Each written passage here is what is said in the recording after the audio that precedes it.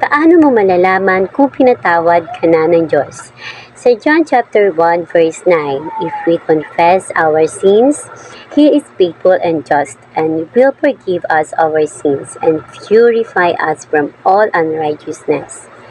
Mga kapatid, isang tanong na madalas nating itanong sa ating mga sarili. Pinatawad na ba ako ng Diyos? After all my mistakes, forgiven pa ba ako? Today, pag-uusapan po natin ang isang napakalalim pero napakahalagang katotohanan. How to know if God has already forgiven you. Number 1. Ano ang sabi ng Bible tungkol sa forgiveness? Ayon sa John chapter 1 verse 9, malinaw ang pangako ng Diyos. If we confess our sins, kung aamin tayo, He is faithful and just to forgive. Hindi lang siya nagpapatawad, kundi sigurado at tapat. Hindi nakabase ang forgiveness ng Diyos sa feelings mo. Hindi rin ito nakabase sa kung gaano kalaki ang kasalanan mo.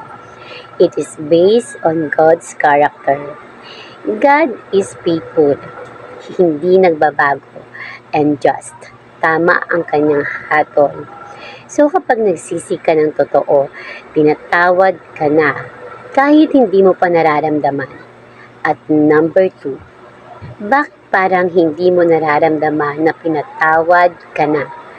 Maraming tao kahit nagsisi na, may guilt pa rin.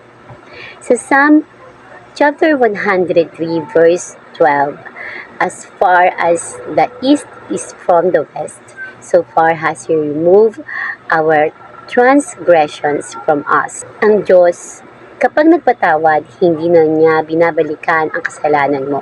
Pero tayo, paulit-ulit natin itong iniisip. God already forgave you, but you haven't forgiven yourself. At number 3, paano mo malalaman na totoong pinatawad ka na? Ito yung mga signs, guys, na totoong pinatawad ka na ng Diyos.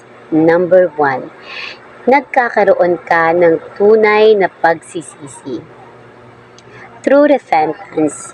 Sa Acts chapter 3 verse 19, repent then and turn to God so that your sins may be wiped out. Hindi lang sorry, kundi change of heart and direction.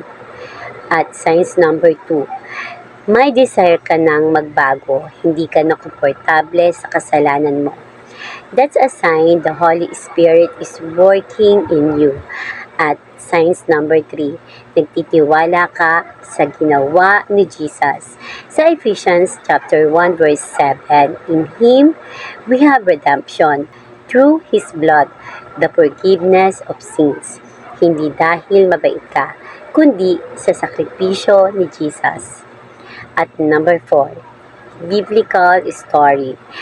Ito ay example of forgiveness. Sa Luke chapter 15 verse 11 to 32, the prodigal son. Isang anak na nagkasala, lumayo at sinayang ang buhay niya. Pero nang siya ay bumalik at nagsisi, hindi siya tinanggihan ng ama. Tinanggap siya, niyakap at pinatawad. Ganito ang Diyos sa atin, hindi siya naghihintay na maging perfect ka. Naghihintay siya na bumalik ka. At number 5, final truth. Ito ay napakahalaga. Kung ikaw ay nagsisisi, umamin sa Diyos, nagtitiwala kay Jesus, you are forgiven. Kahit sabihin ng isip mo na hindi pa. Ang Word of God ang mas totoo kaysa feelings mo. Kung may kasalanan ka pa na dinadala hanggang ngayon, don't run away from God. Run to Him because forgiveness is not something you earn. It is something God freely gives. Naitanong mo na ba sa sarili mo, pinatawad na ba ako ng Diyos?